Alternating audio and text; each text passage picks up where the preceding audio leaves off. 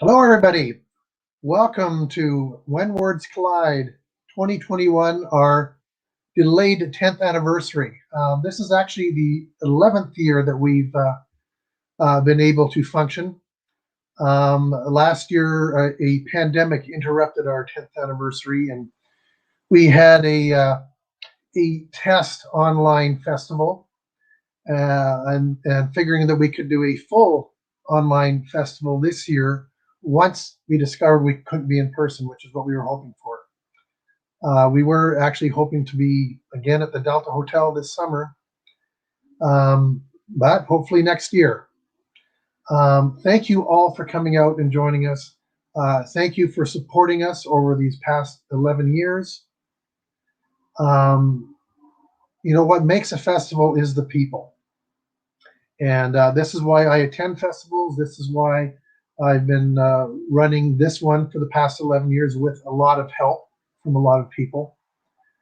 And I just want to take a moment to thank everybody who has been with us in any form over the last 11 years. You are why we happen. You're the reason we exist. It's for us. It's for you. It's for our community.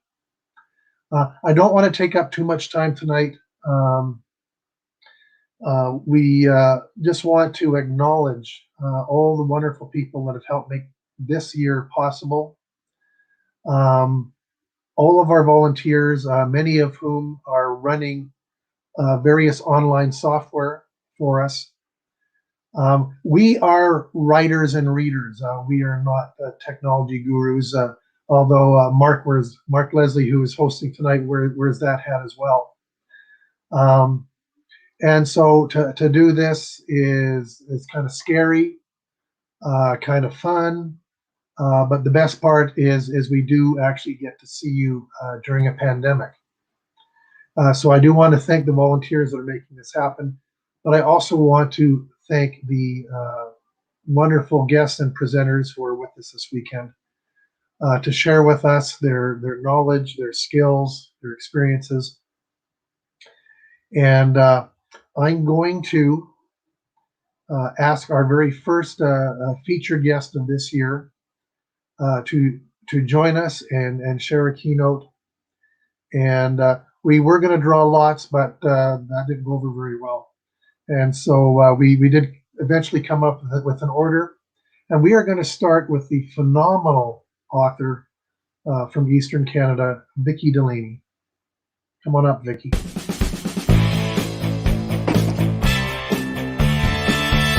Hello, everybody. Thank you so much. I have enormous. Oh. Vicki's out there somewhere. She is actually having communication problems tonight. Yeah, okay. Because I'm here. Yeah, we're almost getting nothing, Vicki. It's like an episode of Doctor Who. Okay, great. We'll save it for the time. Okay, I barely understood that, but what Vicki said is she's not going to be able to communicate tonight, and so she will join us another time. She has a keynote prepared. We will get it one way or another. There's no getting out of this, Vicki. I'm just going to pop in for a second and say what I'll do is I'll work with Vicki. I'll record the keynote and I'll provide that so that we can load that so the festival guests can have the opportunity to hear her amazing speech. Isn't technology marvelous? Only when it works. Well, hey, it's working now. Do you think you can continue? Well, I guess not. Okay, while Vicki is being recorded offline here, I would like to welcome our second festival guest this year. Every year we try to invite somebody who is not only an author, someone who is out, who they may write as well, but they do something that is not just writing. They're like Mark Leslie is known for many things. He wears many hats. He is an author, but he's also many other things, and is been our guest twice so far. But I do want to bring out Dave Reynolds, who works with authors. He is the expert go-to person to work with authors to get their books into Chapters, Indigo, and he got all the secrets. He's got the secret handshake. He can tell us what to do to get there, to actually have a table set up on a Saturday, how to work with the different store managers to get our work there. So I'm going to ask if Dave Reynolds can come out and join us.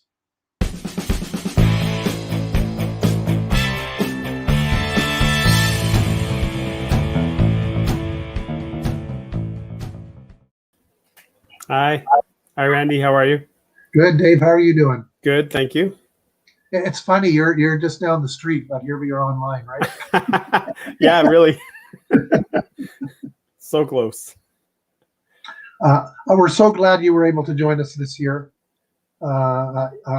We had planned to be in person, and That would have been good. Yeah. That would have been good. So we're hoping next time you will join us in person when we're in person. For sure. But tonight, we're looking forward to hearing what words of wisdom you have to share with us with your keynote speech. So I turn the video over to you. All right. Thank you. Hello, everybody. I just first wanted to start by saying I'm in Calgary. I mean, I know some of you are too, but I'm in Calgary, which is on the traditional territories of the Blackfoot Confederacy, including the Siksika, Piikani, and Kainai nations, the Stoney Nakoda, including the Chiniki, Bearspaw, and Wesley nations, and the Tsuut'ina Nation. Southern Alberta is also home to the Métis Nation of Alberta, Region 3. So just a little bit about me. My official title is the Associate Category Manager, Local Interest and Local Authors for Western Canada for Indigo Chapters Coles. It doesn't even fit on a business card. It's so long. And I do a lot more besides just those things. But I started with Chapters as a bookseller in 1997. I've held various positions in the stores at home office since that time. If you've ever emailed the new author email or the new publisher at indigo.ca email, either one of those is a 50% chance that I was the person who replied, because there's me as well as my colleague Pam Esterbrook in Eastern Canada who also looks after those. So we may have talked in email or whatever. Before becoming a bookseller, I went to film school at SAIT. I've written short and feature-length screenplays. I've directed short films, just a few. And in my spare time, I love to travel by bicycle. And fingers crossed, I get to do more of that soon. Probably next year, but we'll see. Prior to COVID, I worked out of the Signal Hill location in Calgary. I normally worked from home over the holiday quarter, so the store could use my office for extra storage. You can imagine how many books and reading socks and things like that we have in our stores in the holiday season, and my office was always filled with that stuff. And then typically I go back in the new year, usually around February. Last year it was like right around the beginning of March because of there was like blizzards and all the stuff that usually happens.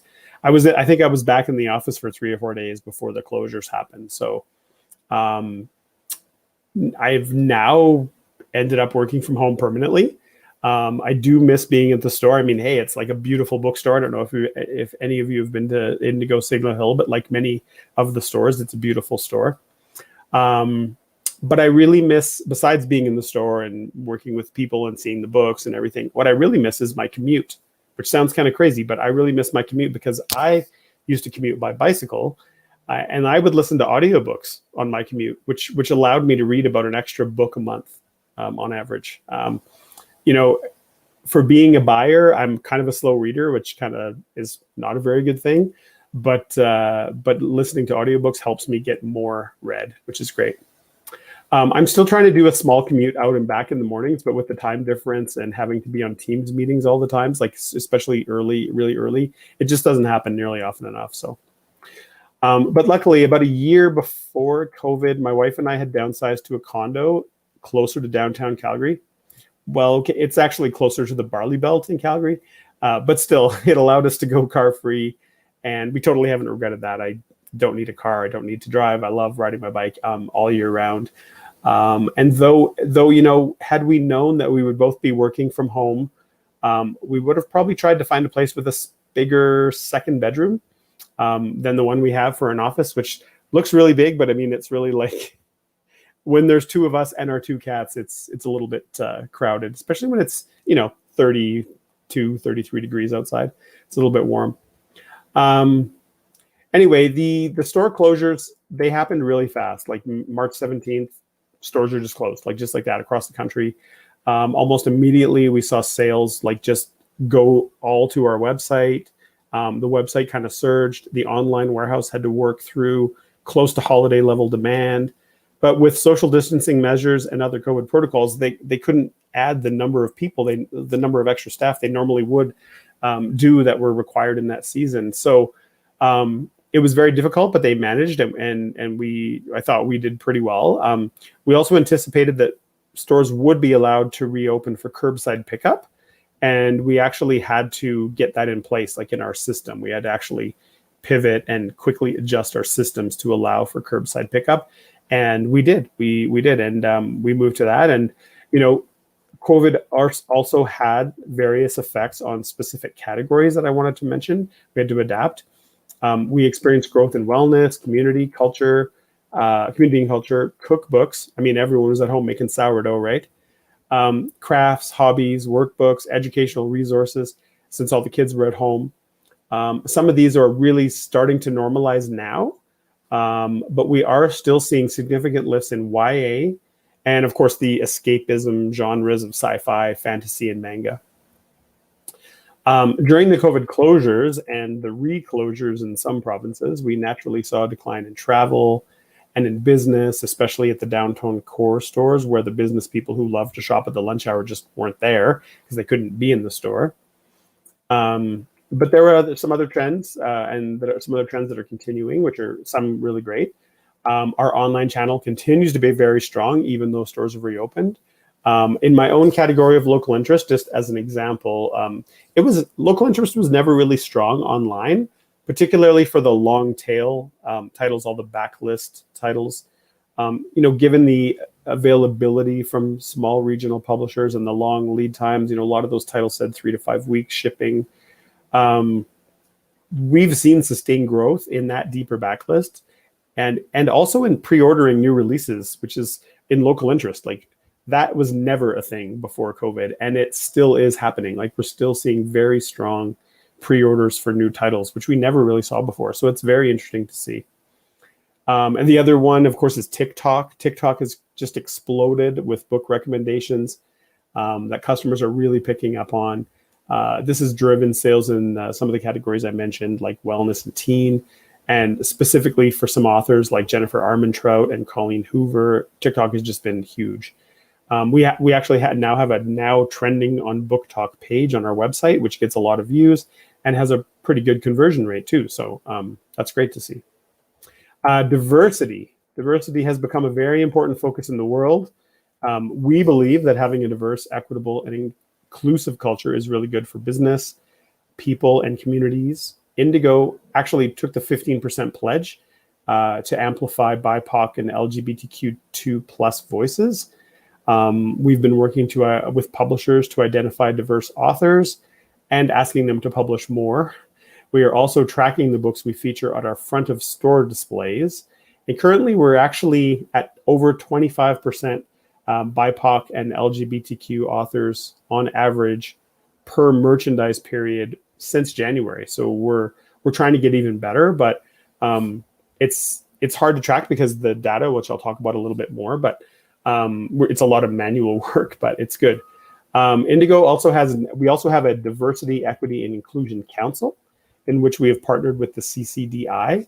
And that has been helping us in all aspects of the business: hiring practices, employee engagement, inclusion, education, even our signage and our taxonomy on our website, and how you name things and things like that. It's just to name a few. It's been really great. But our goal is to create a culture of belonging through people leadership. We have established employee resource groups composed of people from all over the business, home office, retail, and DC employees, distribution center employees. Just to name some, we have the Black Employee Initiative, the Accessibility and Wellness Indigo Network, LGBTQ2+ Network, the Pan Asian and Allies Network, all of which support various initiatives to drive a culture of diversity, equity, and inclusion with it, which I think is really great. So we also, in conjunction with amplifying diversity in the stores, we have also been strategizing how to further promote Canadian authors in general in our stores.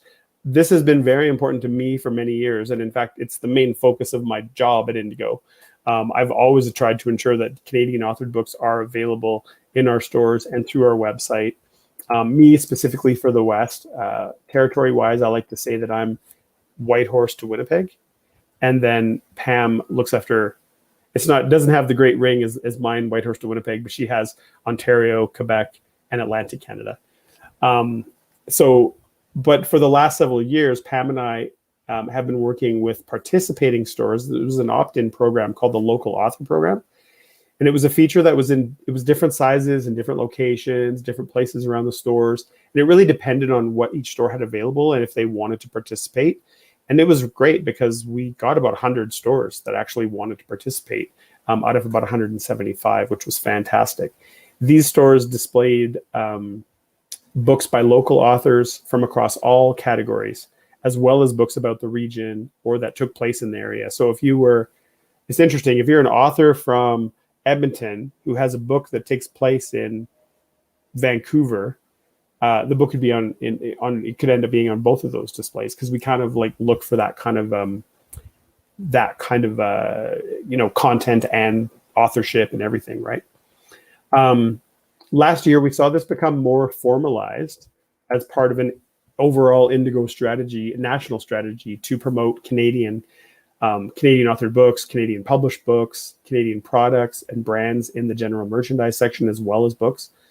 And so our local author program actually evolved into a more, official, I guess, Discover Your Community front of store 40 title feature table, which went live in April in all 87 large format stores, almost 50 mall stores, that's the Kohl's, that have that large table. So anyone that has that large table was included. It's actually in about 134 of 175 stores. So it's a lot. Along with that, we have also done the Discover Your Community feature online with regional shops, and both the in-store and the online features are refreshed every 6 to 8 weeks. So coming up, some of you may have noticed a maple. We're doing A/B testing, so on our website, some of you may have noticed a maple leaf badge. It kind of looks like the Avro Arrow, like the round sticker with the maple, the border and the maple leaf. We've got a little burst on our site that is on 100 select Canadian authors.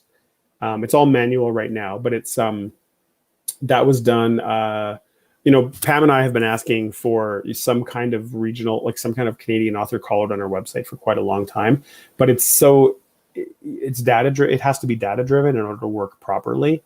But we're doing this test with some manual titles that we chose. And it's actually really interesting. We are seeing a small lift. If there's A/B testing, so half the people who see a Canadian book that has this burst versus the other half, the people who see the Canadian burst are actually clicking through the title and reading more. And they're also buying the book more it's very small, it's very modest, but it is very interesting to see. So we're going to be rolling that out more in September and October to as many Canadian authors as we can. And then, like I said, it has to be, in order for it to work properly long term, it has to be data driven. And we really rely on publishers to identify authors as Canadian in their metadata. And some are really good at that. But others, especially American hybrid publishers that use Ingram POD for distribution, they don't identify Canadian authors at all. Like, they just don't say that an author is Canadian. And I don't even know if there's a way in some of those dashboards for you to actually identify as a Canadian. So that being said, our current system is not actually able to utilize that metadata directly, like in a dynamic way, to drive the burst on our site. So there will be a lot of manual work, at least initially, but we are, I don't know if any of you are data nerds or anything, but we are moving finally. A lot of booksellers and publishers have been waiting for the data standard of Onyx 3.0. So Onyx is just a data standard for books around the world. Onyx 2.1 is the current standard, but I think they wanted everybody to move to 3.0 probably in 2013 or something like that. We are finally in the process of moving to Onyx 3.0, which is going to be great. We're going to get a lot more data. We are going to be able to do a lot of really interesting things with it that we're just starting to talk about. Like, what can we do on our website? What can we do with all of this amazing data that we're going to get? So we are going to start, we're going to probably be ready to ingest Onyx 3.0 data from publishers later this fall. As part of that move, we're also updating some of our other systems, and we'll be able to make much more use of this. So, for example, the data on the site. Now, in Onyx, just to give you an example, Onyx 2.1, you could say that you were a Canadian author. That was like all you could do. In Onyx 3, you can say where you were born, where you went to school, where you flourished is literally where did this author flourish? Where do you live right now? Or where did you die? There's some other points, right? There's if you're a deceased author, there's other things that publishers can put in there. And I don't know how many of those we're going to be able to use, but that we are going to be able to utilize some of those at least to, have maybe have a regional shop online for a specific city where it shows you the books from authors from that place. It's just like one small piece of the many things. We can't utilize keywords, which I know many authors have been asking me about, like, when are you going to have keywords? That's part of the Onyx 3.0. We are going to be able to utilize keywords for subject search on our site. A whole bunch of really cool stuff is coming. So we'll also be able to use it internally. I mean, it's going to be great for customers to be able to see more of this data, to see series grouped on our site, things like that. Like we're still talking about what it's going to look like, but it's going to be good. It's going to be better than it is now for sure. But Onyx 3.0 data will also be used to inform our buying decisions and a lot of other internal processes. So it's going to be instrumental in the next iteration of Indigo.ca, which I think is going to be, it's planned for the new year. So we'll see what happens. But we're going to start the conversations as soon as we start getting this data and see what it is we can do with all of it. All of these projects are keeping me very busy. But they are things I've been looking forward to for a very long time. Like even just the simple maple leaf next to a Canadian author on our website have just been, I'm super excited to see all this come to fruition. I'm actually working on I'm on a lot of the committees for this. So making sure that everything is, customer focused, author focused, trying to make sure and publisher focused to sort of really amplify Canadian books.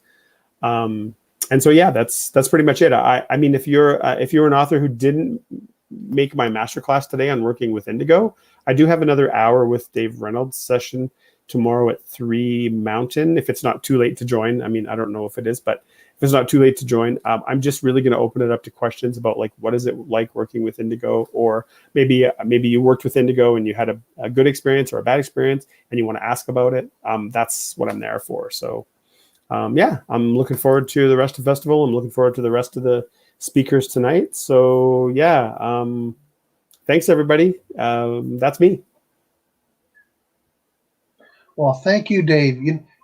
As a customer walking into an Indigo store, it all looks pretty straightforward and simple to me. But it isn't. Yeah. and you're the guy that knows what's going on back there. So yes, I encourage the authors among us, and maybe even people that are just book buyers, to check out Dave's guest hour tomorrow at 3 o'clock. You don't need to register for it; you just show up. Cool. And also at 11 o'clock tomorrow, Dave is sitting on a book cover discussion. Yes. Talking about. I look forward to that. His experience with why customers choose certain books, I think is going to be invaluable in that discussion. I mean, a cover does sell a book. So, so Dave's going to have a lot to say there. I encourage you to attend both of those sessions. For sure. Thank you. Well, thank you for speaking tonight, Dave. You know, I knew you were going to get into some of the back, behind the scenes stuff for Indigo, but I had no idea. Yes, none. There's so many things. There's so many things. Yeah. And of course, as an author, I find that all very important and interesting. So thank you. We are going to bring back Vicki. We think she's live this time as well, rather than recorded, and hopefully it'll work out. Let's check it out. Vicki, how are you? Oh, you're quiet. We've got video but no audio.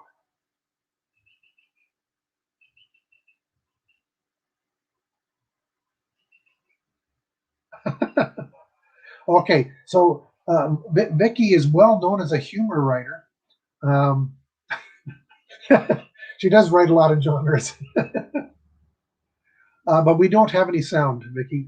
Something has gone wrong somewhere. Can you mime your keynote? No, still nothing. Okay, I think we're going to have to give Vicki a break to work with Mark again. And you know, Mark is a wizard. If Vicki's problem there is solvable, Mark will solve it. And we certainly appreciate everything Mark has done for the festival over multiple years now. We invited Mark as a guest. I think it might have been year 3, and he has been with us every year since. So thank you, Mark. Not to steal Vicki's thunder, but we're going to have Fonda come and join us right now.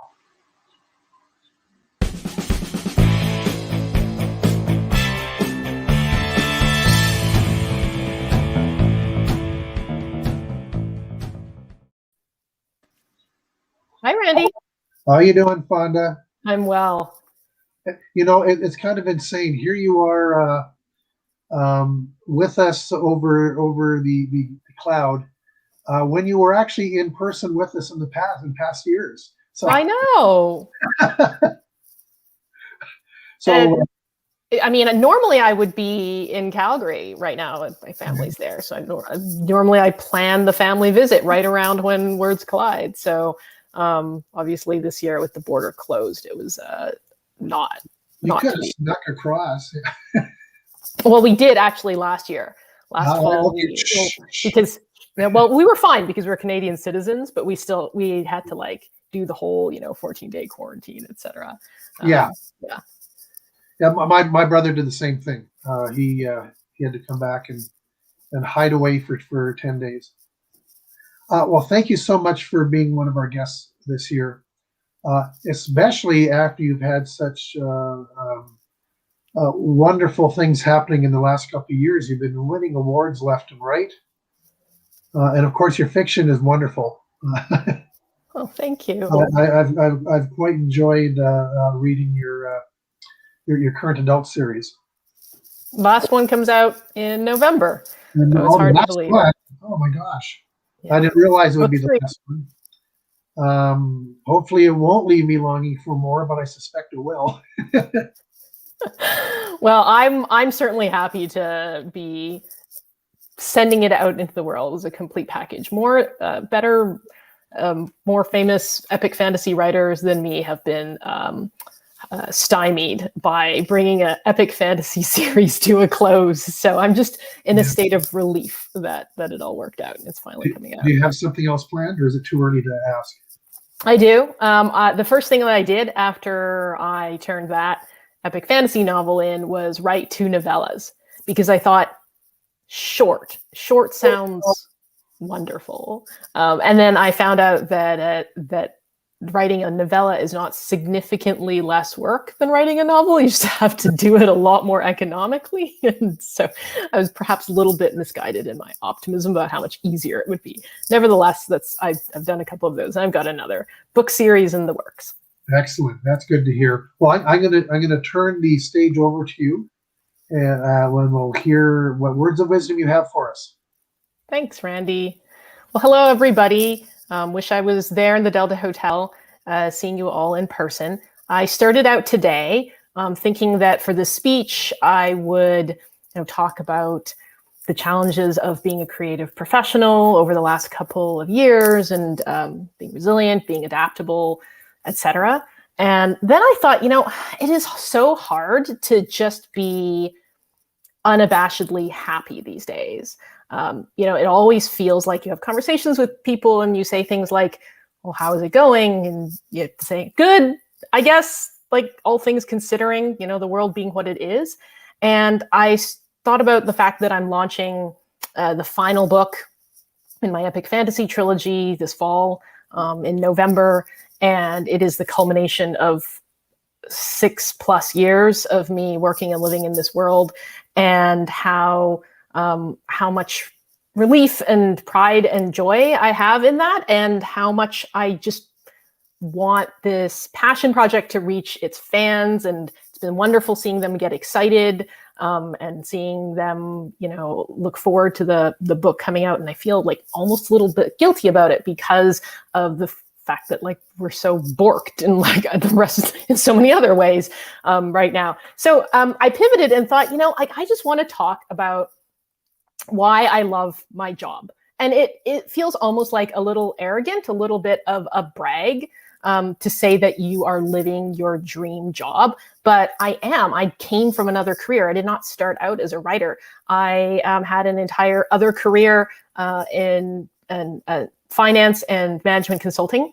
I grew up in Calgary. I graduated from U of C. I then moved to Toronto, and I worked on Bay Street for many years. And then at some point in my business career, I realized that I had not done the thing that had always been my pipe dream. I need to check this off. Some people are like, I want to climb Everest. For me, it was I want to write a book. And I wrote a book, and then I said, I want to write another book, and I kept writing books. And so now I am a full-time writer. And I have no regrets about that at all. So even with the pandemic and with the challenges of being a creative professional during the last couple of years, I love my job and want to be unreservedly excited about talking about it. So I thought that I would turn these few minutes with you into a top 10 list. This is my top 10 reasons why I love being a novelist. So first reason is I get to be a control freak, right? So much in the world feels out of our control right now. And in my job, I get to be in complete control. And that is a wonderful feeling to have when there is a lot of other stuff that is not in your control, including publishing and the fact that you might be in a pandemic when you launch a book.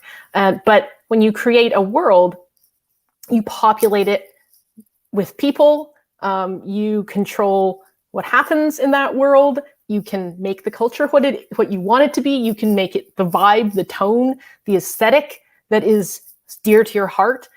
And having that sense of control is like a happy place, because when being a novelist, more than any other medium, and I've written for comics, I've seen the Hollywood script writing process up close, and there is in those fields, there's a lot of stakeholders. There's a lot of getting approval. There's a lot of going through hoops and collaborating with other creatives, which is really fun and exciting in its own right. But I think more than any other creative field, being a novelist is something where you do have the ability to put your pure vision down on paper.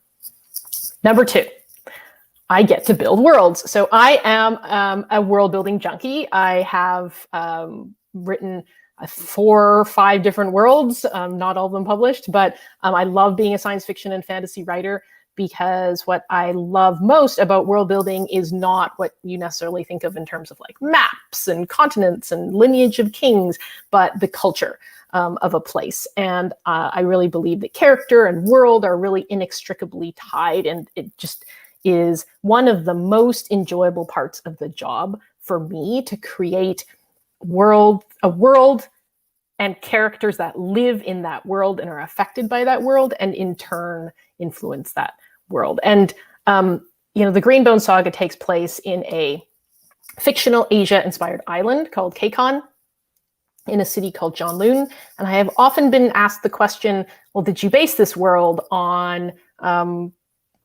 Japan, on China, on Taiwan, or Singapore? And my answer is always, no, it's not any of those places, because I took inspiration from a lot of places in our real world. But what I really wanted to do was create something from the ground up, something that felt like it could fit in our world, but was also distinctly its own thing, with its own history and its own cultural nuances, idioms, slang, formalities, food. And my goal with world building has always been to create a sense of verisimilitude and make the reader feel like they can go to that place and walk on the streets and see the restaurant signs, and see the cars and the street signs. And I love coming up with the names for all of those things as well, whether it's the names of the titles of the clans that populate this world, or the names of the districts, or the luxury cars that are rolling down its streets. So my third reason why being a novelist is the best job is that I will always have the perfect book on hand.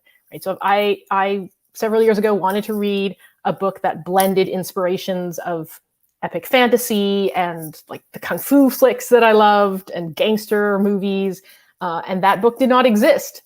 So I also wanted in that book, this book that did not exist, an Asian family that was not like fun or wholesome or model minority, but was like sexy and dangerous and like an alpha Asian family. And I couldn't find that either. So I wrote it. And unlike most people who have to go to the bookstore and browse and search for the book that they want, I can instead take like 2 to 3 years to create it for myself. A lot more effort intensive, but really fulfilling. Fourth reason why being a novelist is so great is that I already work from home or anywhere, car, park bench. So when the pandemic happened and we were all locked down, I was like, I got this. I already work on the sofa in my pajama pants. Like, this is going to be a cinch. I, of course, later realized that it wasn't a cinch because now my entire family was in my office. But notwithstanding that, when you are starting out as a writer, you do have to fit your writing into the margins of your life, and you have to kind of write under all sorts of circumstances. So I started out writing in the car during my kids' swim practices, or, drop them off. If I was dropping them off at a play date, I would just find a quiet spot somewhere so that I could put out some words. And I got used to, just making sure that I kept writing, even in sort of not optimal conditions. Fifth reason, anything that I learned might be story material. So when I was working at my business job prior to becoming an author, I worked at Nike, so I knew a lot about sports marketing and athletes and the sort of whole industry. And but of course, I was a big science fiction fan, and I smashed all of my day job knowledge into writing a story about an athlete competing in the far future in zero gravity prize fighting. So anything that you do in your life can find its way into your fiction. I had done martial arts for many, many years before I found out that was actually really useful for writing fight scenes in my books. And the inverse also applies, because I will happily go down research rat holes in service of a story that I want to write. So recently I wrote a novella in which falconry is a really big part of the story. And so, I got to do things like, all right, I'm going to go on a hawk walk and see all these raptors. And that's really cool. And that's part of work. All right. My sixth reason is I can justify all my entertainment choices as research. So I've watched loads of UFC and called it research. I would rewatch all the Martin Scorsese movies. That's like research. In fact, I'd say all books and TV is just part of making sure I stay well informed about the industry and continue to study effective storytelling. I've watched a ton of anime during this pandemic. So I figure that is also just part of my personal professional development. I figure my Crunchyroll and Netflix subscriptions should absolutely be tax-deductible business expenses. All right, seventh great reason for being a novelist is no one can fire me. Right? I mean, bad things can happen.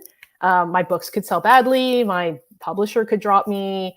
I could fail to sell my next novel. But at the end of the day, the only thing that can stop me from writing is myself. And like a lot of authors have had these setbacks in their own careers.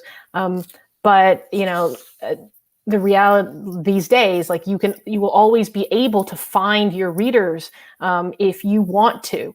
Self-publishing exists. You can come back after a dry spell, after years have passed. I know authors who've done that. You can write in a new genre. You can write in a new category with a different pen name. Martha Wells is one of my favorite authors. She's the author of the Murderbot series, and she's really inspirational because she was an established author who hit a really rough patch in her career where she was having a difficult time selling work, and then she came back with this amazing series. And so there's nothing that can stop you from writing. You can't be fired. You can keep writing as long as you have the desire to keep writing. All right, eighth reason is I have really cool colleagues. And I thought I would be lonely when I left the office job and became a writer. But the inverse has been true. I have not missed the office at all because the social environment of being a writer is just as rich in every way. And okay, these days it's really hard to go to cons and to hang out with my fellow authors at a bar. But writers come from, all backgrounds, ages, regions. And the thing we all have in common is this love for storytelling. And I would really just encourage anyone who is in the early stages of their career, whether you're published or not, or you're starting to query, or you're starting to take your writing seriously, to find that community. Community of authors is going to be so invaluable to you. They are going to support you and uplift you through all the trials and tribulations of publishing, because there will definitely be trials and tribulations. And it is not, contrary to what you would think, a lonely profession at all, as long as you have that community with you. The ninth reason is that I put a morally good product out into the universe. So I, like I mentioned, had a background in business where I was working for like packaged goods companies, brewers, appliance manufacturers. And like, I enjoyed my job at the time, but, at some point, like, how many sneakers do people need, right? But when it comes to books, I have zero guilt about putting more books out into the world. Like, books are non-polluting, they have a low carbon footprint, and especially now with them being like ebooks and audiobooks, and especially during a pandemic as well, like entertainment, books, stories have been such a solace to so many people. And where would we even be without them? So it is, the other thing about books is it's fine to have more of them, because you're not trying to sell a universal widget. You only need your book to be the right book for a certain number of readers. And there are still so many readers out there who don't even know that they are going to love your book. Finally, my number 10 reason is that I love being a novelist because my book could become someone's favorite book. Right? Books are kind of small potatoes when it comes to like blockbuster Hollywood movies. And science fiction and fantasy is kind of small potatoes in the realm of like books. And I'm kind of small potatoes in the realm of like all of science fiction and fantasy, right? But the reality is that like you are still reaching a person individually at the other end of the story that you're putting on paper. Because, you know, one of the things about being a novelist is like you are having a one-on-one relationship with a stranger that you will most likely never meet in person or never speak to in person, and you'll probably not even know that your words affected them and made them feel a certain way when they were reading it. But what I always tell up-and-coming writers is do not try to write the book that will please everyone, because that is an absolutely impossible task. Write the book that will be perfect for you, and then go out and find the readers who are simpatico, because I guarantee that they are out there. And one of the hardest things for me during this pandemic has just been not being able to go out and do events and signings and cons, because so often we don't see the people that we touch on the other end. And sometimes doing those signings and seeing them is a reminder, a really, really valuable reminder that there's another human being on the other end of this invisible relationship. And every once in a while, I will get that reader who says, "You wrote my favorite book." And, you know, those are the moments where like it matters that I slaved away, you know, by myself for that many hours, because I may not know them. I will likely, you know, never meet or speak to them, but I gave something precious to a complete stranger. And that is really cool. So that is it. Those are my top 10 reasons why being a novelist is the best job in the world. And thanks for having me. I will be around the rest of the con. I'll have a guest of honor hour tomorrow at 11, and a narrative pacing class, I think at 2. And thank you. Well, thank you, Fonda. It's funny. I retired 6 years ago to write full time from my day job. And so I can really relate to a lot of what you just said. And yeah, my social circle has not suffered from leaving the office either. Your hour on pacing tomorrow is at 3:00. Oh, thank you for that reminder. And I do encourage people to go to that. Fonda is a master of pace. Her books just, what I like about your books is you start reading and you just get carried along for the ride. It's just exactly what I like to read. I like fast pace. I like stuff to happen, and you're going to tell us how to do that. So, so thank you. Thank you, Randy. We're going to try Vicki one more time here. We're hoping the technology issues have cleared up.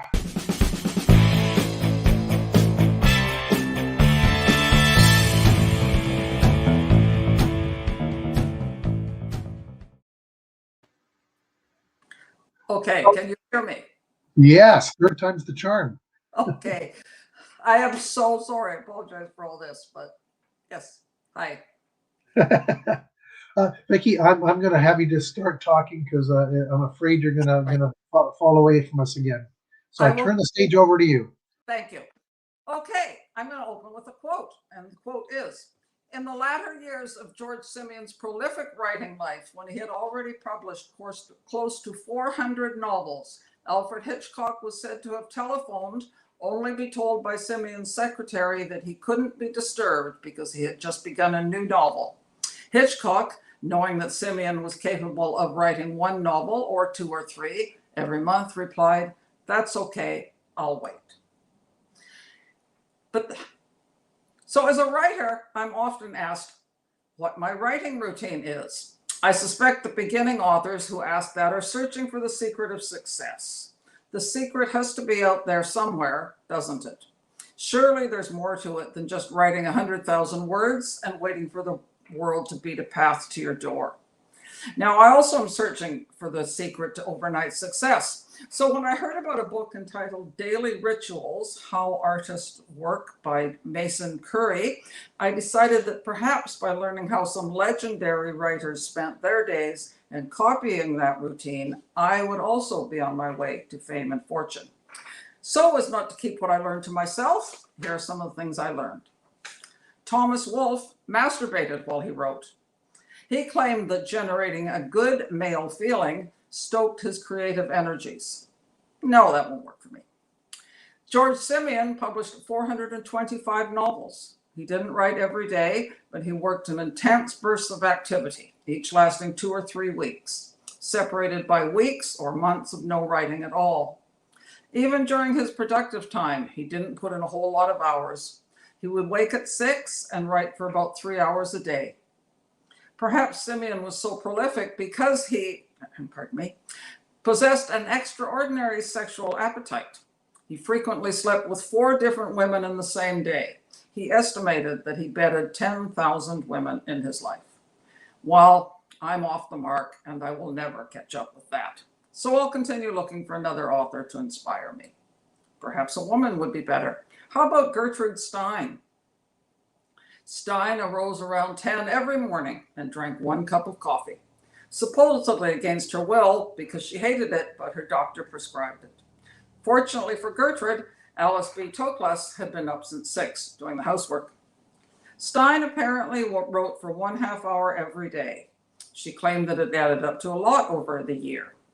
I decided that I would follow Stein's example until I looked at my contracts and realized that I wouldn't quite be able to meet them all with only 1.5 hours of writing a day. So I continued to search. Our own Alison Munro, in her early writing days, grabbed whatever slivers of time she could between her housekeeping and childcare chores.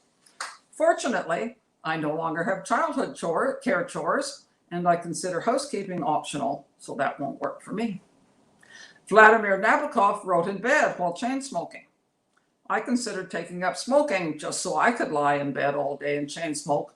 But when I tried balancing my laptop in one hand and typing with the other, I decided that mode might be better suited to pen and paper, so I abandoned that. Being a crime writer, I thought maybe one of the greats of crime writing might be a better inspiration for me. Patricia Highsmith, who apparently once said that she had ideas like rats have orgasms.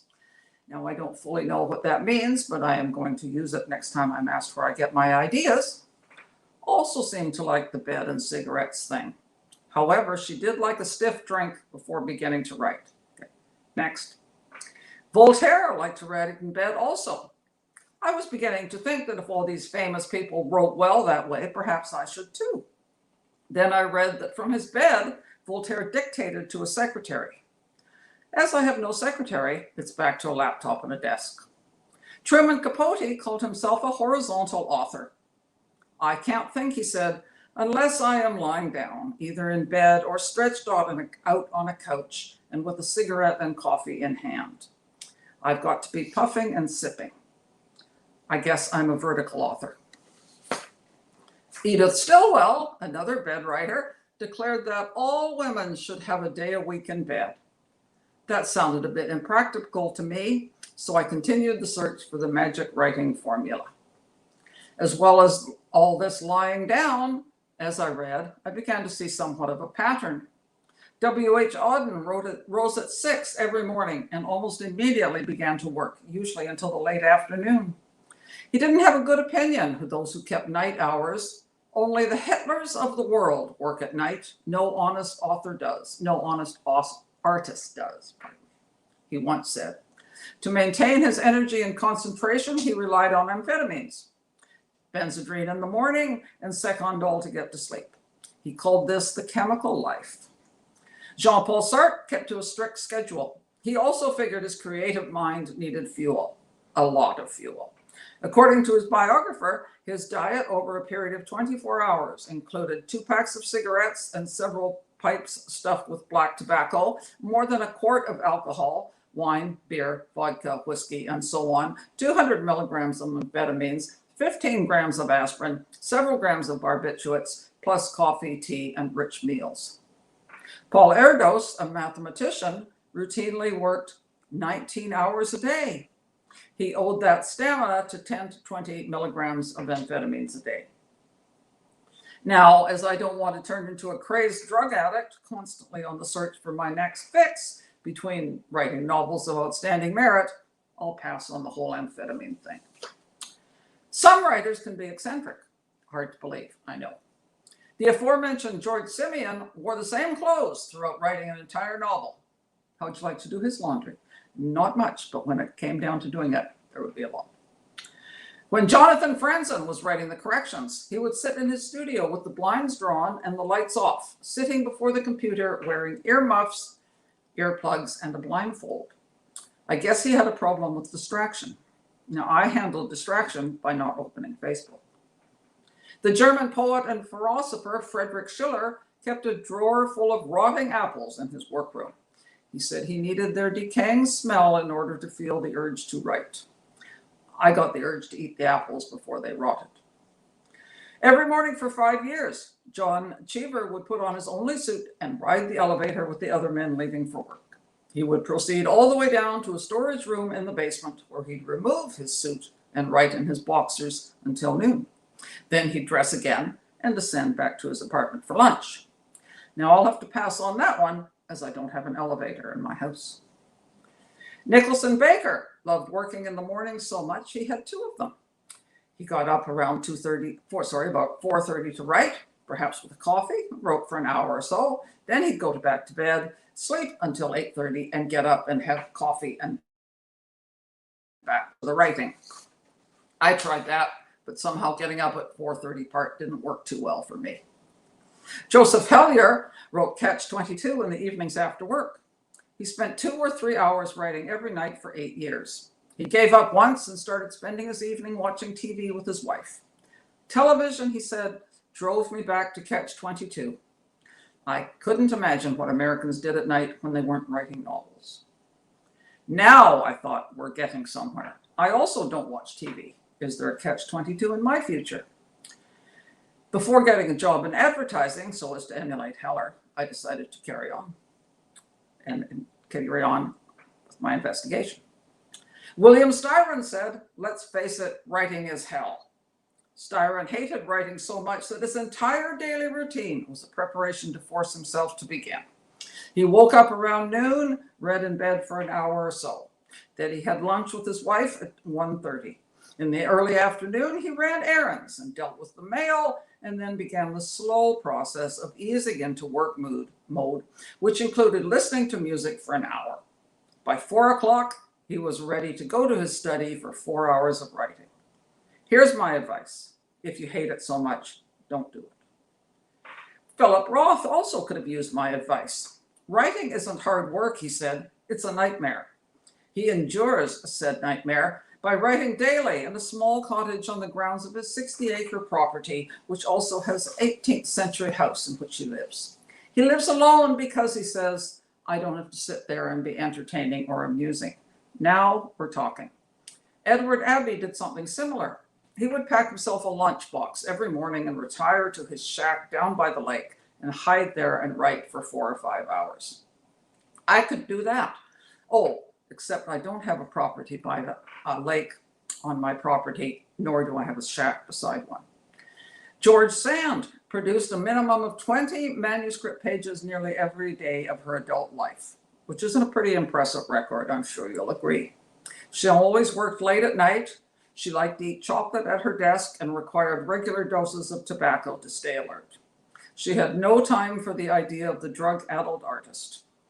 The work of imagination, she said, is exciting enough, and I confess I have only been able to enhance it with a dash of milk or lemonade. When it is a question of giving form to your thoughts, you must be in total possession of yourself. And with that, I gave up my search. Like George Sand, I'll do things my way, and I suggest you do too. And I thank you very much for listening to me, and I thank everybody, particularly Randy and Mark, for putting up with all the technical problems that are happening to me. And I'll look forward to seeing everybody more over the rest of the weekend. If you are still looking for some writing habits, I would share mine, but you wouldn't do them, so I'm not even going to bother doing that. Yeah, your technical problems that went away. Good.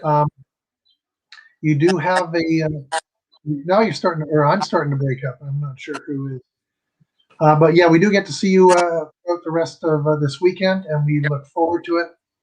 Thank you. Thank you very much, Vicki, for being with us. Okay, I wasn't sure if that was Vicki breaking up or me, so that was hilarious. I love that. I knew almost none of that about any of these writers and their very bizarre habits. Next up, we're going to have a split personality talk to us, and that would be Morgan Rhodes and or Michelle Rowan.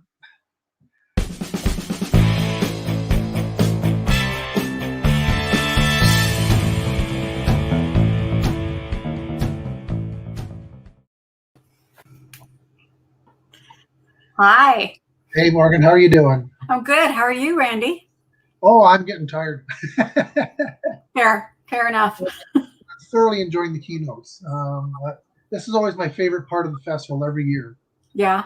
Is just seeing what surprises the guests throw out at us. Oh, well, I'm going to just do magic tricks. So surprise. Are you going to juggle as well? Maybe later. Maybe after Okay. after hours. Okay, well, I'm going to turn the stage over to you. Let's have it. All right. Thank you. Okay. Hi, everyone. Thank you for joining me. And thank you so much to everybody at When Words Collide, the amazing organizers, the volunteers, and the other speakers. I'm so grateful for the invitation and the chance to meet so many kindred spirits, both yesterday, today, and tomorrow. Everyone attending this conference clearly loves books and loves writing, and we love using the gift of our big, beautiful imaginations to share our stories near and far. Writers of all genres, pre-published or published, indie and traditional, well, we seriously rock. When first asked to be part of the conference and told that I would be doing a keynote speech, I had no idea what I would talk about. I've seen a lot of keynote speeches over the years, like a lot. Some resonated with me and some didn't. The ones that did tended to lean on the experience an author had during their journey, the good, the bad, and the ugly, such as the false beliefs they had about writing going in, and also the truths that they learned along the way that made them stronger, smarter, and more resilient to the roller coaster, and it is a roller coaster, that is writing and publishing. I was around 11 years old when I decided that I was going to be a writer. No, not just a writer, a published author with books on the shelves, somebody who did this for their career. My favorite author at the time was Enid Blyton. She wrote middle grade novels full of danger and adventure. I don't actually remember much about these books other than the way they made me feel.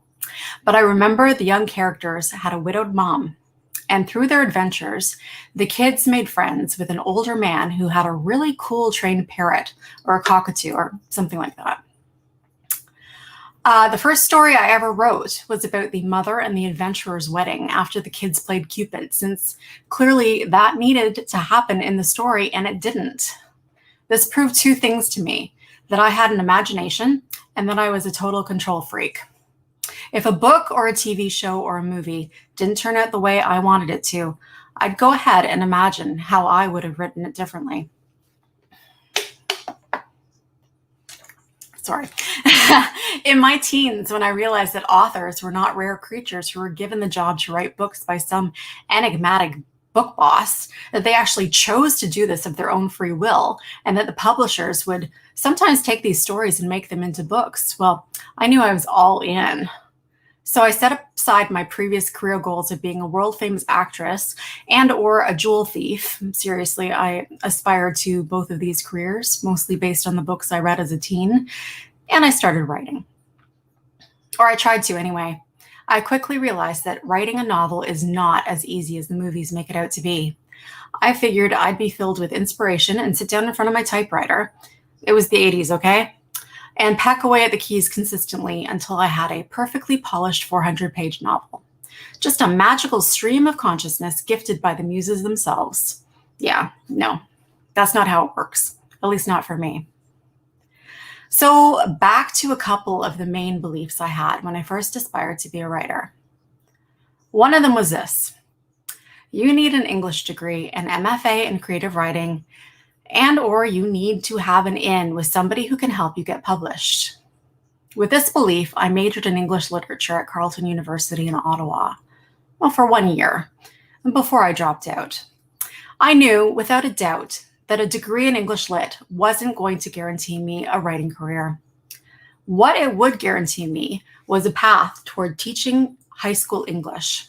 And while teachers are beyond awesome, no doubt in my mind about that, I knew I wasn't teacher material. What I did know was that I was a genre author, drawn to romance and fantasy. I greatly admired literary authors, but didn't aspire to become one myself. What I did know was that I needed to educate myself about the writing business. This, not to date myself, was in the late 90s, when the internet was becoming way more accessible and filled with all kinds of information. So I did a deep dive. I read author blogs mostly, hyper-focusing on the business and the process of writing. I learned about query letters, synopses, agents, and publishers. And then I got seriously overwhelmed and forgot about it for a couple of years, especially since I knew no one in the business. I realized then that my middle name was Slushpile, and it wasn't a good feeling. But I still loved books, and I still dabbled with writing. Then I turned the big 3-0. I seem to have huge epiphanies on the big 0 years. Since I first wrote my Enid Blyton fanfiction, 19 years had passed, and I had not yet finished writing a book, mostly because I didn't know my process. Now, I know very well that I'm a plotter, but back then I sat down at the keyboard with only a glimmer of an idea for the first few scenes, after which the muse went silent. That bitch. But I was still hyper-focused on the dream. So I took some online workshops through Writer's Digest, including a really expensive one that paired me with a published author.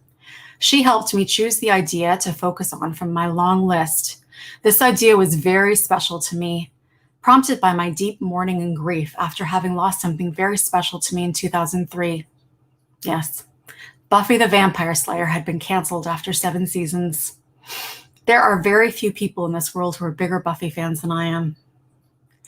I channeled this grief into a story about a woman who was turned into a vampire by her blind date and the wacky and hilarious adventures that ensued for her after that. My writing tutor seemed oddly complimentary and encouraging, which felt genuine. I didn't know what to make of it since I'd always been hypercritical of myself. So you mean this idea is good? My writing is capable? I am not sure I believe you, madam. Despite the seed of doubt, I finished the book, and I had to decide, what now? We were in that frightening area again, the area filled with potential rejection and dashed dreams. So I did what I needed to do. I procrastinated. I hired an editor for far too much money, and this editor came back with only a couple of small notes and the advice to start sending it out to agents. Damn. Back to research. I made a list of agents I'd found online and in a big fat book they used to have called Writer's Market that was updated yearly. Half the agents took email queries then, half took snail mail. Like a brave little toaster who'd run out of procrastination venues, I sent a half dozen queries away to my top picks, and then I drank a bottle of wine. One day later, an agent replied to my email query. He requested the full manuscript, but cautioned me that there was another vampire novel on his list. But I still wanted to take a look at mine. I sent it off to him gleefully and with great trepidation. 4 days later, I got a call. The call. I have an agent. And yes, I know this is not how it usually happens, but it did. 0 contacts, slush pile, me, no confidence, and full of the expectation of being rejected. I had an agent. And it's the same agent I have to this day. And he's so very, very awesome. He sold Bitten and Smitten shockingly quickly to Grand Central Publishing. So the question is, to get such swift representation and a sale to a New York publisher, was my book really that special? Well, yeah. Well, I mean, I like to think so. But in actuality, no, not really. I quickly realized that publishing is a business with a capital B. And as luck would have it, paranormal chick lit was a hot genre in 2004. I'd written something that was a solid story, but also highly marketable at that time. Long story short, no pun intended, do you need an MFA or major contacts in the publishing business to write a book and land a book contract? Nope. What you need is persistence, a passion for storytelling, and a big slice of luck. But honestly, a degree in creative writing and an editor BFF probably wouldn't hurt either. Here's another belief I had about writing when I started out. Writer's block doesn't exist. I totally believe this. After I got published in paranormal romance, I wrote a lot. I averaged 3 to 4 books a year at the beginning of my career. I even quit my soul-crushing day job way before I probably should have, and I don't regret it for a moment. So I hustled to make enough with my advances to pay the bills. I hit every deadline. I nailed every editorial revision. I moved from one project to the next, smoothly and methodically, for nearly a decade. In 2014, my career was at a high. My publisher really supported the Fallen Kingdoms books, sending me on book tours that have taken me across North and South America and getting me on panels at tons of really cool events like San Diego Comic-Con and Word on the Street. They'd even had a book trailer for Fallen Kingdoms that played in the few US movie theaters before The Hobbit. Things were good. And then I got smacked in the face by a big brick wall. Hello, writer's block. Or for me, a more appropriate term would be creative block.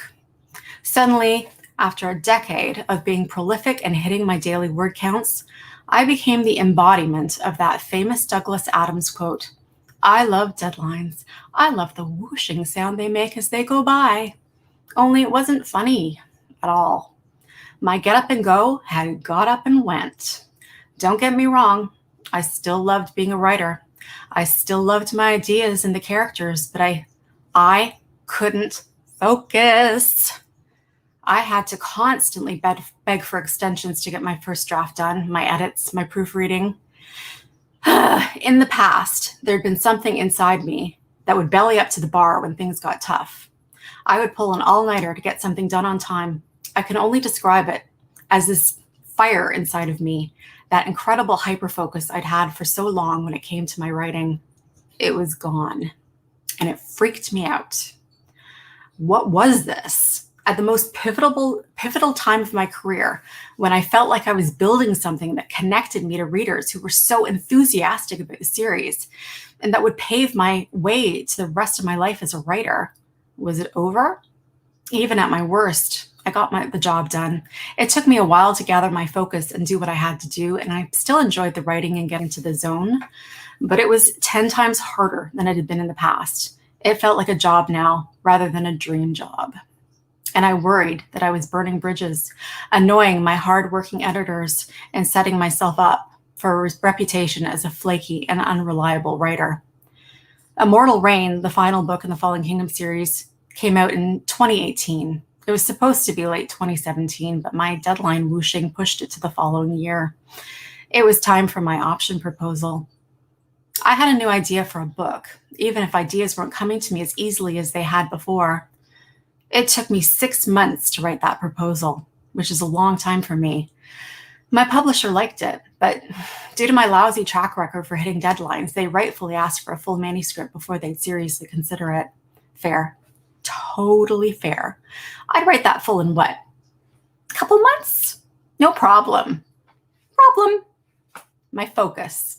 I couldn't focus to save my life. What should have taken me a couple of months took me 2 years. And let's face it, I'm not George R.R. Martin. Only George R.R. Martin is George R.R. Martin. But finally, I had a finished book, and my very patient, very understanding and supportive agent loved it. Luckily, my publisher did too, and they bought it. And that's the book that comes out in January called Echoes and Empires. But even with the new sale, I knew my inner creative fire was still only embers, and I couldn't figure out what was wrong with me. If writing had been my superpower, something had become my kryptonite. I continue to struggle with writer's block, creative block, lack of focus. Wait, no, I had plenty of focus, depending on the subject. Online shopping and spending tons of money on dumb stuff, total expert on that. Animal Crossing on Nintendo Switch. I currently have 2 5-star islands. Candy Crush? Last time I played, I was almost level 5,000. But doing what I wanted to do more than anything else, writing, being prolific, sharing my imagination with readers, I just couldn't pull it together. Finally, out of desperation and knowing that my graphic design skills were a decade out of date, I called my family doctor. I can't focus, I told her, and it's ruining my life, my career, and my finances. Huh, she replied. Sounds like maybe you have ADHD. I blinked. No, that's not it. I mean, I wasn't a 12-year-old boy doing zoomies around a classroom. My doctor sent me a questionnaire and I had to rank from 0 to 3 things like, is easily sidetracked, starts a task, and switches to doing something else. Has difficulty setting priorities, getting organized and getting started. Procrastinates excessively, keeps putting things off. Needs extra time to finish tasks satisfactorily. Well, crap. I called a friend and said that my doctor thought I might have ADHD. Well, yeah, she replied. Great.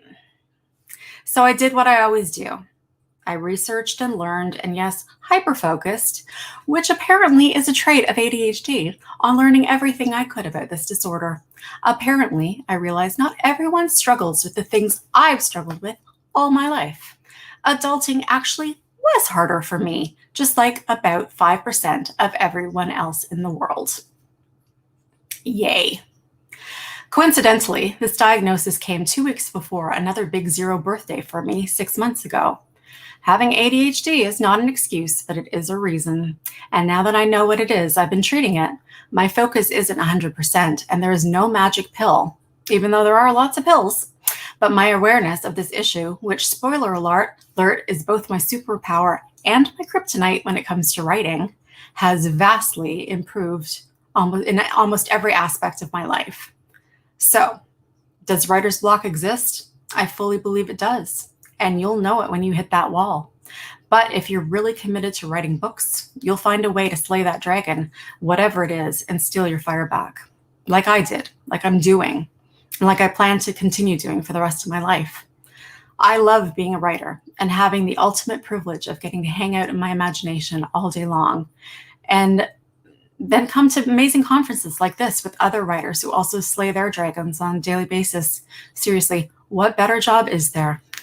Thank you so much. Well, thank you so much, Morgan. That was wonderful. Thank you. I really do enjoy hearing authors describing their rises and falls and re-rising, and we get to know that authors are people too. You know, it's not like oh gee, I got picked by the gods to be a best-selling author for the rest of my life. It doesn't happen that way. No. So It sure doesn't. we want it to. It would be nice, you know. Yeah, then we'd be dealing with genies instead of dragons. Yes. So I really did enjoy hearing your story. Thank you, Randy. I appreciate it. And I'm going to be thinking about that tonight, I think. Just going, oh, man, that was quite the experience. Thanks. Well, thank you so much for sharing with us tonight. I really appreciate that. We're going to call up Cathy Ace now.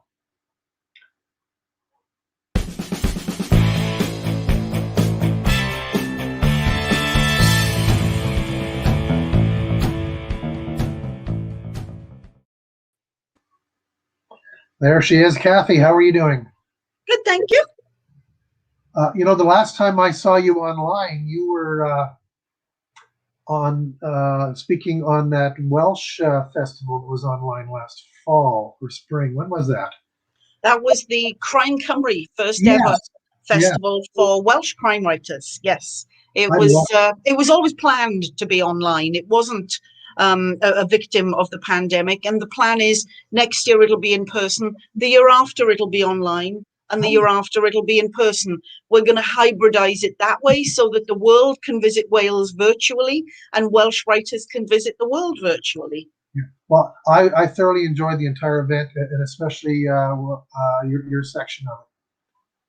That was Thank you quite. very much. But tonight we're in Canada, We are. and I don't think you're going to talk about Wales. Maybe you will. Oh, it's very, very little time goes past without me talking about Wales. I'm warning you about that now. Okay, well, I'm going to turn the stage over to you, and we'll hear what you have to say. Well, thank you very much indeed. My thanks to Randy. My thanks to everybody who, first of all, invited me and is now involved with making this become a reality. What a time we're in. Yes, this is wonderful that we can do this. But yes, I'm also missing the chance to say, if you want to talk more about that later, I'll see you in the bar. But you know what? Nothing's perfect. And in an imperfect world, I think that talking and meeting like this is just wonderful. This is a keynote speech, and I do realize that that comes with a pretty great weight around the neck of anyone giving it. And I have rewritten some notes since the speech is given already, and good luck to Steena coming up last. But what I wanted to talk to you about was something that maybe you're all familiar with, but I will talk to you about it from my point of view. And that's the wandering path to ... It was fascinating to hear about Morgan's journey to writing. Mine was not dissimilar when I was growing up. I too read Enid Blyton books, The Famous Five and The Secret Seven. I even succumbed to the concept that Mallory Towers might be a wonderful school to attend. I used to read in Bryn Haverid Library. That was the school, that was the library near my primary school, and they had all the Enid Blyton books, the Nancy Drew books, the Hardy Boys books, all on the lower shelves so that we little ones could reach them. They also had those yellow jacketed Gollancz thrillers, which included the Ellery Queen books. Now, I did read those when I was in primary school, and once my vocabulary was up to it. There's quite a lot in them I didn't understand, but I did feel the thrill of them. And that was the thing. I grew up as a child who wanted an adventure, wanted to share the thrills. And albeit apparently Enid Blyton did not write about fish paste sandwiches being served with lashings of ginger beer after an adventure, I nonetheless wanted those snacks as well. But eventually I moved school. I was no longer 2 minutes away from the library, so I had to resort to raiding my mum's bookshelves. And I'm pleased to say she was a huge fan of Agatha Christie. Having grown up on adventure stories, daring do, and Agatha Christie, I dare say it's no surprise, therefore, that I've ended up as a crime writer. But there was a wandering path between there and here, and that's what I'm going to lead you along for a few moments. You know, I wanted to be a writer from a young age. The only writer I knew of was Dylan Thomas. Being from Swansea, he was pretty famous in our neck of the woods. And if you haven't read Dylan Thomas, frankly, you should. But I was also lucky enough to be in school with a girl, junior school with a girl, whose mum was a writer. Now, I'm not going to tell you what her name was, but suffice it to say, all the other school mothers would go, "Oh gosh, yeah, have you seen her house? Oh, it's terrible." So I immediately connected being a writer with not having to do any housework, which made the prospect even more appealing, frankly. Don't look at the dust, okay? Just don't. Now, so apparently people could earn a living by being a writer. Ooh, that's nice. Don't want to be famous. Wouldn't mind earning a living at something that's fun. And all my school teachers said, "Thank you, Catherine, but I did ask for an essay, not a book. So apparently I could write lots. Must be a doddle, right? No, I need to find out more about it. I love Shakespeare. I know. I'll work hard. I'll get into university to study English literature." Yes, Morgan, more than one of us thought of that. Yay. No. In Welsh universities, it's a different pattern. You study 3 subjects in your first year, and then 1 or 2 subjects for your honours degree or your joint honours degree in your second and third years. And yes, in those days, it was the norm to study for 3 years to get a degree. I studied English literature, and it was like running into a brick wall because apparently I wasn't studying literature. What I was doing was studying how to criticize literature, which meant dissecting it to the point where it ceased to sing to me, to look at its innards. Yes, we do murder to dissect. And it became dead to me. So I realized that what we were often critiquing was the psychological profile of the characters created by the authors. So I had a bright idea. I thought, why not study psychology so that you can create characters yourself rather than critiquing how other people have created them poorly? So that's what I did. I decided I'd become a psychologist. And that led me to the path of becoming a counselor, which within very short order, I realized I'm not good at. Apparently, pull yourself together is not good counseling technique. So I glossed over that one and got myself a job in advertising, marketing, and public relations, where, yes, you use everything you've learned about behavioral psychology, because all of those disciplines are about trying to get people to do things for a reason that gives them satisfaction, whilst it puts bucks in the pocket of the manufacturer. The great thing about that career was, however, that I ended up, guess what? Writing for a living. Yay! No, it wasn't fiction. No, it wasn't Shakespearean. But I was learning how to take the words I needed to put together and use them to communicate what I wanted to say, so that somebody heard and understood what they needed to hear and understand. And that's such an important thing about writing. If you're not a full-time writer, you don't get to use words in a way that actually make them an effective form of communication. And therefore, although I didn't feel it at the time, what I was actually doing was serving a part of an apprenticeship to becoming a fiction writer by being a PR, advertising, and marketing writer. Those of you thinking that's fiction as well, tisk tisk, that's all I've got to say to you. Put that to one side. Anyway, there I was beavering away in an advertising agency, and then I went to work as a sales manager. And my sister had gone off to Spain for a week, and she was coming back, so I went to the airport to pick her up. Blessed flight was delayed, wasn't it? Well, blow me down. I'd only gone to the airport with nothing to read. I know, that's disgusting, isn't it? So I bought myself a magazine, which I've always thought is a terrible indulgence, but I did it 2 hours to kill. So, of course, I picked one off the shelf that had on the cover, "Murder and Be Published." And I thought, oh, that's interesting. Write a short story with a female major character. She can be good, she can be bad. Murder has to be at the heart of it. Here's the deadline. Have a think about it. It needs to be this length. And I thought, oh, that's really interesting. I might do that. Months pass.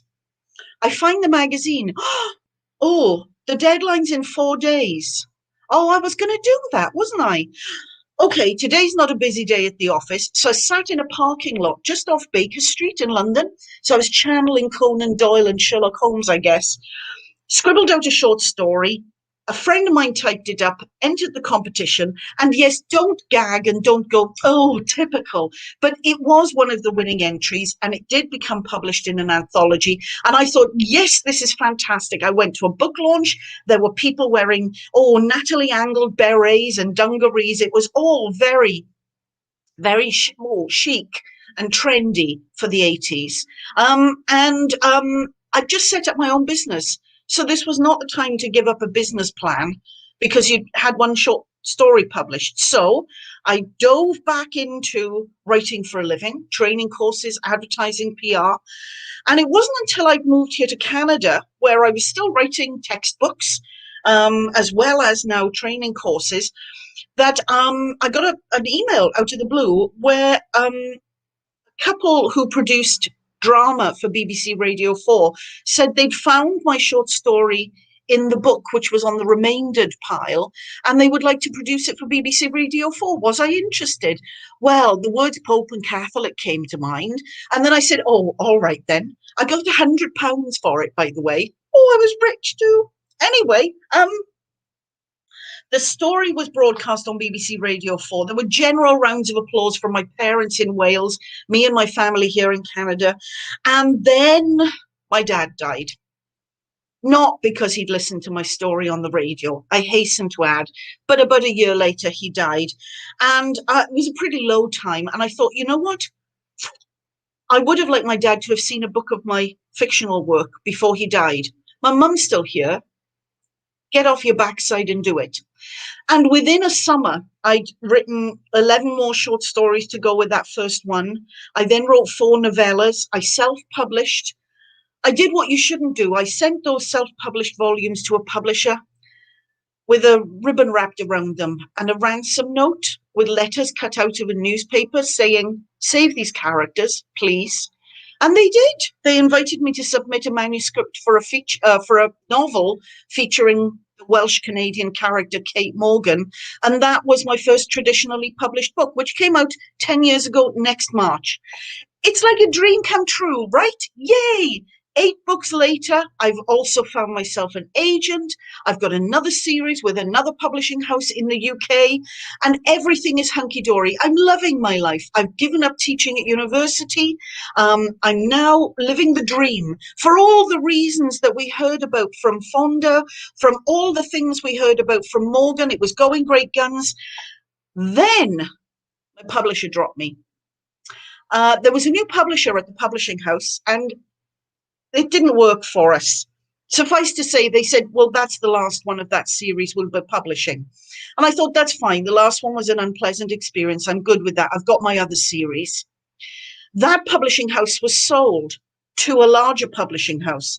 A new standard contract came through. I looked at it, lost my mind, called my agent, and I said, when are you starting to renegotiate this contract? Because it's terrible. And she said, oh, I thought it was okay. I think you should sign it.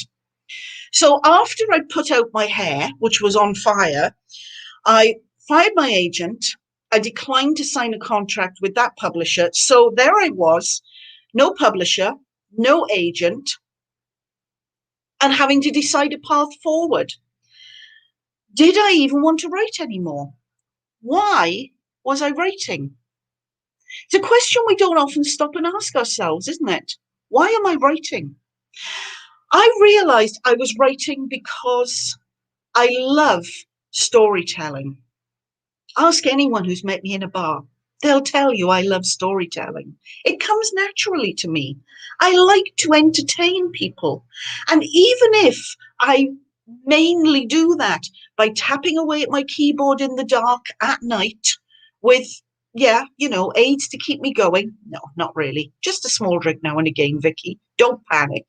I'm still telling stories that will reach people, that will touch people, that will hopefully entertain people after having engaged them. Do I really want to continue being a storyteller through this format? Yes, I do. So I set up a limited company. I worked out how the world of self-publishing works today rather than when I first kicked into it all those years earlier. And I decided to do a soft launch. I was going to re-edit and republish those original short stories, then re-edit and republish the original novellas. Get me into the way of making a book happen myself. And I quite enjoyed it. Yes, I'm a control freak. That's one of the reasons I'm a writer. But it's also quite gratifying to publish your own book. I wasn't on a hurry up and wait schedule. I wasn't on a let us have it by Wednesday and we'll get back to you in 7 months with comments, which you've got 3 days to turn around. I wasn't on that schedule anymore. I could hire people and fire people how I wanted to. Fantastic for a control freak. I enjoyed that process, but knew I needed to do it better. So I decided I would write a novel I wanted to. Wasn't sure what it was even when I'd written it. Sent it to some people I trusted and they said, yeah, that's definitely psychological suspense. Not traditional puzzle plot mysteries like the Kate Morgan mysteries. Not cozy private eyes in Wales like the Wise Inquiries agency mysteries. Should I use a different name? Oh, should I use a different name? I don't know. You know what? Someone I trusted said, there's no violence on the page. There's no gore. There's no foul language. Readers you've already earned the trust of will not be put off by this. It might not be their cup of tea, but you won't shock them. The horses won't run out of the stable whinnying, never to come back. So I stuck with the name. That launch went well. Amazon #1 bestseller. Yay! Halfway around the world doing well. Won prizes. So pleased. And then I thought, right, now I'm going to go back to Kate Morgan. So I negotiated repurchasing my rights from the original publisher, which basically meant I had to give them pretty much all the money I'd ever made from my royalties for those book sales in order to get back those rights. They refused to give me the print rights, but I do now have all the other rights. And not long after that, I was having a drink in a bar after a crime writers convention, and I met a chap I really hit it off with. Martina Cole introduced me to him, name dropping mercilessly here. And Barry and I really hit it off. Only later in the evening, when I'd been talking to him about my writing, did I realize he's a television producer. So yes, the Kate Morgan mysteries are now all optioned for television by the same company that makes the Agatha Raisin series. There's a screenwriter who's working on the first 2-hour made for television movie script. They've also optioned The Wrong Boy, my let's see what I end up writing. Oh, it's psychological suspense. And do you know where I am on that wandering path too? No, neither do I. But it's a wandering path, and what I have learned going along it is you never know what from your background you'll pick up and carry forward. You never know where you'll use your art. When I wrote my first textbook, they gave me an advance. Silly people. I spent it renting an apartment in Nice in the south of France, and I partied my face off for 3 months.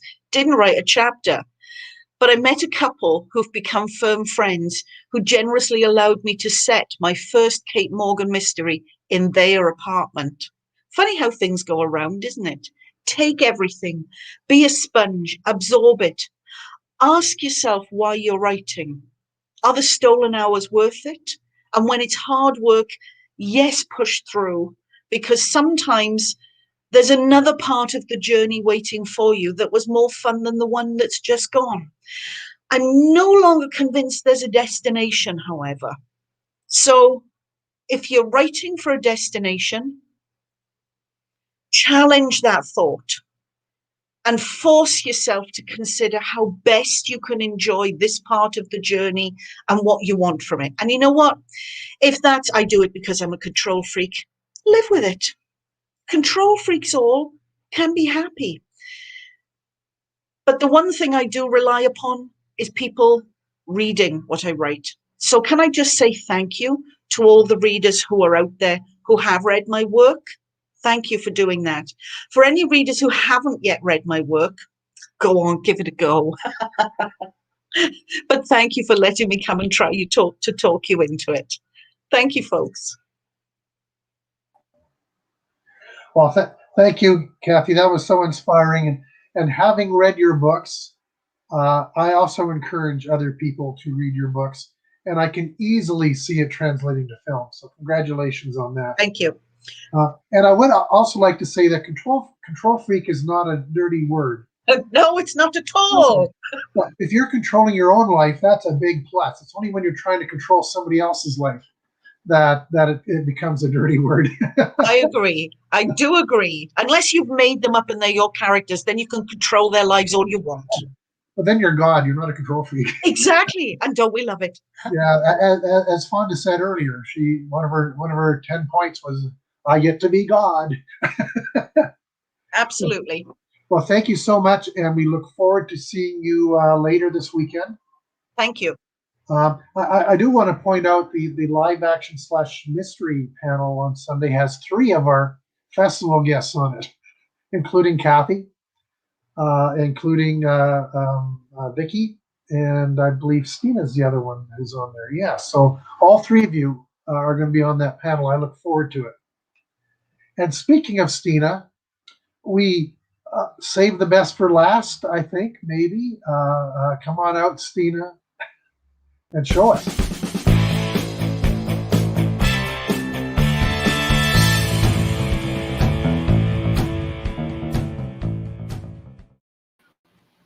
Okay, honestly, I am wondering what I did offering to go last.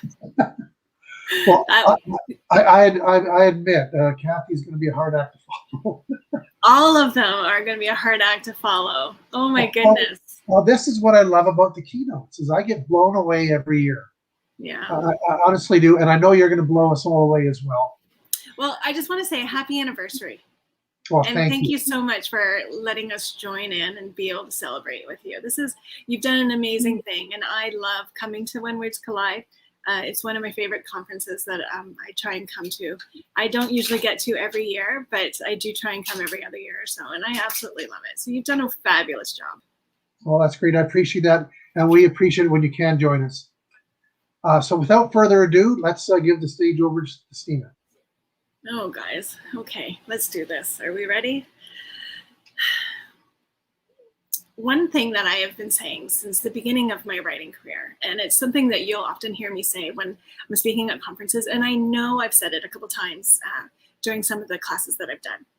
No one will believe in you more than you. I've said it from the very beginning. I think I'm going to continue to say it as long as I keep writing. I believe it more now than I did before, only because I've realized how much I need to believe in myself. This strong belief is why I pushed myself to learn my craft. It's why I joined writing groups and critique groups to put my writing out there and get demolished and destroyed and be forced to write right.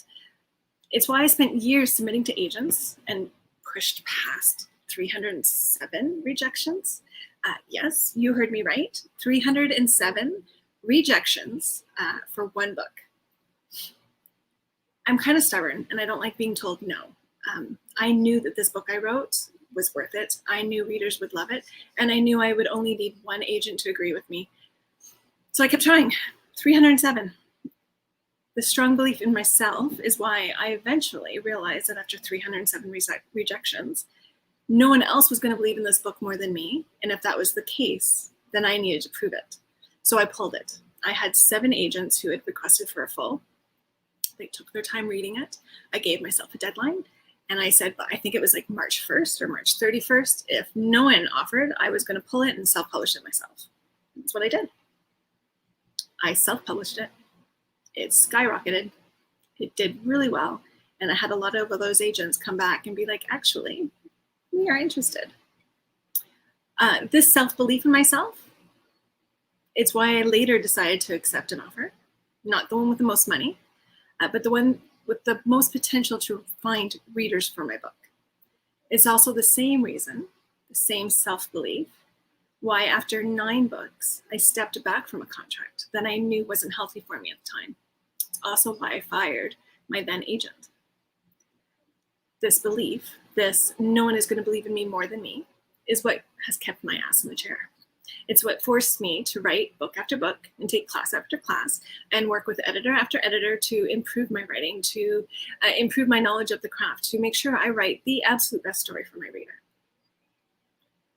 It's why, after walking away from my contract, after walking away from my agent, it's why I published a book I wanted to write, a book I needed to write. It's why I pushed through that downward journey I was on when I knew I needed to put my own mental health first. I needed to rediscover who I was as an author after way too long of following someone else's conviction of who I should be as an author. No one will believe in you more than you. And from anything, I hope that you will take this and hold it close. No one will believe in you more than you. No one will push you more than you. No one will fight for you more than you. But what happens when you stop being your biggest cheerleader? What happens when you stop believing in yourself, when you stop pushing yourself, and when you stop fighting for yourself? It does happen, and it will. I can promise you that. It doesn't matter where you are in your journey. You may be in your first year, maybe in your 30th year. You may be writing your first book. You may have put out 40 books. Eventually along your journey, it's going to happen for one reason or another. You're going to get dropped by an agent. You're not going to. You could get dropped by an agent. You could get dropped by a publisher. COVID happens when your debut is about to be released. A family crisis will demand your attention, and your contracts and writing have to take a back seat. Life happens. Life is always going to happen. I can tell you from experience what happens when you stop believing in yourself, at least when it comes to your writing career. It kind of takes a nosedive. You start doubting yourself and your abilities. You wonder what has happened to you. What has happened to that skill that you spent years honing? You retreat, you pull away, and you even question if you're ever going to write again. And I know, silly, because we're creatives and writing is what we do. But yes, you're going to wonder, am I ever going to write again? Can I write again? You're going to struggle with those empty pages, wondering, if the words that you put on there are any worth it or not. You're going to look for other means to fill up that part of your soul that writing used to fill, all the while knowing nothing can replace that drive, that need, or that desire to write. I wish someone had told me way back in the beginning, that being a writer was one of the hardest jobs around. I wish someone had taken my hand, sat me down over coffee or wine or both, or maybe we could have done like a very long day and they could have just given me these honest talks that I needed, and explain in very clear terms that the high highs can become low lows, but that success or failure does not change who you are in your core. In your core, in our core, we're writers, we're creatives. We have this passion for storytelling that will never disappear. So I have a question. Do you believe in yourself? I think you do because you're here. I hope you do because you're here. How often do you remind yourself, this is good, how often do you remind yourself that you are doing the one thing almost everyone else wishes they could do but don't?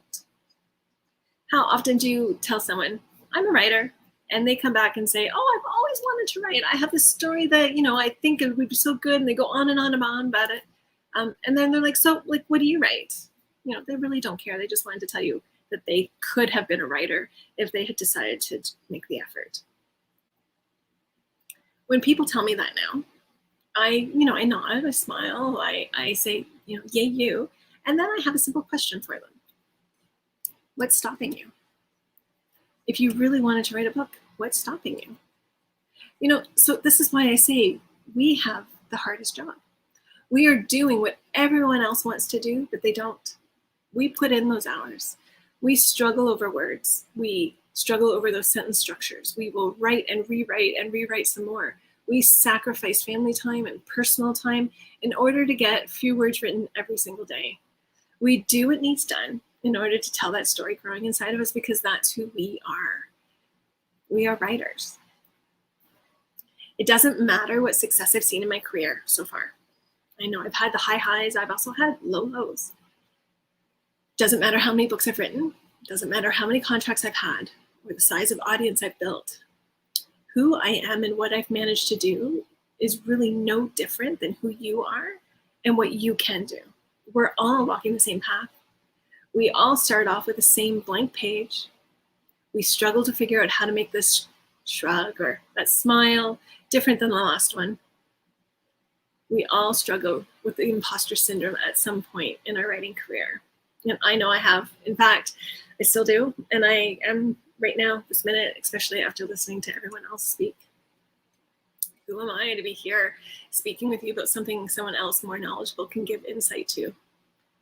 Who am I to teach on branding and marketing when I've had more failures than successes?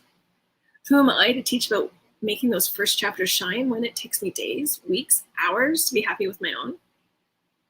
My first book is a dream come true type story. It took me 6 months to write. I entered into a contest, much like what Cathy did, and I won a publishing contract. Fabulous. It changed my life. I thought, yay me. I finally found something I can do, something that's mine. And then it took me another 5 years to write my next book. Even now, after having 40 books published under different names, I have been working on a book for the past 2 years that I've just recently decided to put aside because there's something wrong with it and I can't figure it out. I've rewritten it 3 times and it's still not working. Me, after publishing so many books, this is the first time I've ever done this, put a book to the side. I wrote a crappy book. And it's not my first. When I first started, I have loads of books that never got completed. This is my first time finishing a book like this. I have a feeling it's not going to be my last either. I'm no superstar. I'm also not lucky. It wasn't luck that made my debut women's fiction novel jump the charts and garner attention. I spent years ass in chair. The ebbs and flows of my career, the highs and the lows, it happens to everyone in this business. I am you, you are me. Don't roll your eyes when I say that. We're no different than anyone else within our small writing community, and it really is small. I may have a strength that helps me when it comes to connecting with my readers and then marketing my books. You may have a strength that helps you to write those books that hit a note and make a difference in someone's life. We all have strengths and we all have weaknesses. No one is better than the other. We just have a different way to take this journey that we're all on. And that's why I'm here. I can push past the imposter syndrome voice that's screaming in my head. I'm here to help someone else succeed in an area that's my strength, and it may be your weakness. I'm here to share the lessons I've learned, the lessons that might help you not take the same path that I've had to trip over in my journey. What I love about our community is that connectiveness. And at the core of who we are all the same. We're all on the same journey. I wrote something that I want to share with you, something that helps remind me of who I am. It helps me when I struggle with that whole comparison game and that imposter syndrome. It helps remind me of who I am at the core and where my passion comes from and why I fight so hard to keep believing in myself. Remember, no one's going to believe in me more than me. No one's going to believe you more than you. No one is going to fight for me more than me. No one is going to push me more than me. I can have a community of friends around me who understand, but that belief in myself needs to be there first before I can believe it even from others. So here I go. Originally, I wrote this as who I am, and I'm changing it to who are we? Who are we as writers? I hope that you guys can see some resemblance in here. I hope I'm not just talking about myself. We are dreamers, storytellers, lost art specialists in a world of electronics. We sit in chairs for hours staring at blank screens, daydreaming of people and events with histories no one else knows about because we've created them. We are plotters, pantsters, begrudging synopsis writers. We are procrastinators, expert in deadline chaos, list makers, and make work go-getters. We are our worst critics and our biggest supporters. We are pajama lovers, comfy clothes huggers, pot of coffee brewers that often go cold writers. Or tea, you can say tea. We are worriers, we're taskmasters. We check our email every second after submitting kind of writers. We are lovers of bookstores, coffee shops, and libraries. We are parents and spouses and caregivers who take on too much for too many, always placing ourselves last. We are encouragers, believers, supporters of other writers with dreams like our own. We are exhausted. We are tired. We are worn down, worn out, unsure if the dream we've carried for years can now carry us. We are writers who have cried over our stories, over our careers, over our dreams, and those tears could fill a bathtub that then run over to cover the tiles we've placed in the middle of the night as fears, worries, dreams, plots, characters, submissions, they've all kept us up too many nights in a row. We're nervous authors who bumble over storylines and plots when asked about what our story's about, whose tongues trip over details and characters, who know that less is more, but more is really what we all want to talk about. We are people with the best career in the world, who follow their heart and passion, who don't give up even when everything else falls apart. We are emotional eaters and drinkers. We celebrate and sympathize with wine and chocolate. We enable, but we can be a kick in the pant type of friend too. We keep a daily word count, use Scrivener for accountability, and tell the world when we've met our goals. When we don't, we blame it on Facebook or kids or life in general, when really we needed a break. We guilt ourselves more than we should. We binge watch and say it's research, and that is okay. We tell people, I'm just a writer, when really we're so much more than that. We are kick-ass writers who took the step and believed when everyone else is too afraid to try. We are tellers of stories, stories readers love to get lost in, stories readers want to know more of. We are someone who is living their dream, who refuses to give up, and who denies all the naysayers. We push ourselves too much, too hard, and too far. But even when we fall, we pick ourselves back up. Because what else are we going to do? We are writers. I hope that resounds with someone here. I hope I'm not the only one who feels that way. I hope I'm not alone. And I cannot wait to join the sessions this week and listen to everyone else talk and just soak in and take in and learn. It's one of the reasons why I love coming to When Words Collide. And thank you, Randy, for having me here. Well, thank you so much. What a great way to close the keynotes. I'm hoping you will make your We Are Writers available somewhere on your website, perhaps. That's a good idea. I could do that. That was just wonderful. Thank you. I know I can relate. I'm glad I'm not alone. Mark, can you bring everybody up, and maybe we'll just say good evening to our attendees. I want to thank everybody tonight for their keynotes. They were just fantastic as usual. I laughed, I cried, I was moved.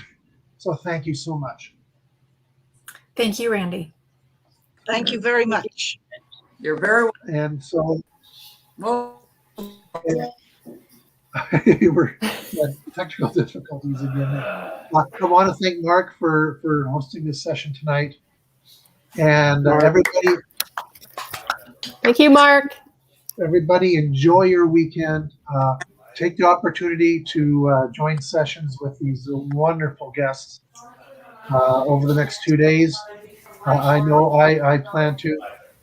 And everybody just enjoy the weekend. And good night. Thank you, Randy. Thank you, Thanks, everyone. Thanks, Randy. Nice. Thanks, everyone. Bye-bye. Bye. Bye. Right.